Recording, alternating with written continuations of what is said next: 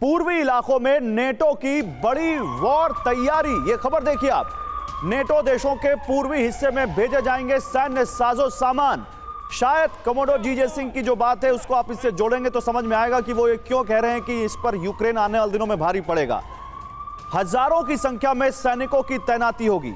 Short notice पर operation के लिए तैयार होगी नेटो फोर्स। तो नेटो अपनी सीमा को भी सुरक्षित कर रहा है। बैक वॉल पर नेटो का पूर्वी मोर्चा आपको दिखाते हैं। क्या महाविध्वंस होगा? क्या नेटो वर्सेस रूस होगा? देखिए, रूस और यूक्रेन से लगी सीमाओं पर नेटो सेनाओं की मोर्चाबंदी होगी। ये कौन से देश हो सकते हैं? ये पोलैंड, रोमानिया, बाल्टिक सी तमाम देश हो सकते हैं। नेटो देशों के समूचे पूर्वी हिस्से में पश्चिम की भीषण वॉर की तैयारी अब दिखने लग गई है।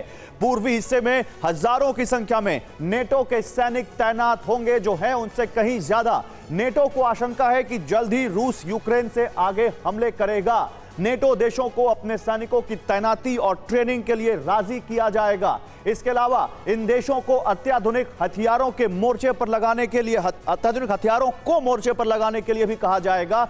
आशंका है कि नेटो के कुछ देश इस सैन्य मोर्चाबंदी के लिए तैयार ना हो। मैं जनरल माथुर आपके पास आऊंगा। जनरल माथुर, मैं खुद पोलैंड में था और मैंने वो नेटो के बेसिस देखे हैं जहां पर हजारों की तादाद में, आप चाहे उनको सामने से देखिए, चाहे उनको आप समझ ना पाए, जिस तरह के सिविल ठिकानों में वो रहते हैं, वहां पर हजारों की तादाद में अभी भी सैनिक हैं और ऑलरेडी तादाद बढ़ रही है, हर देश में बढ़ रही है। लेकिन इस खबर के बाद क्या ये माने कि नेटो को आशंका है कि रूस इस वॉर को यूक्रेन से आगे लेकर जाएगा और इसकी के लिए तैयारी हो रही है वो, और वो होगा तो क्या पहला देश पोलैंड हो सकता है?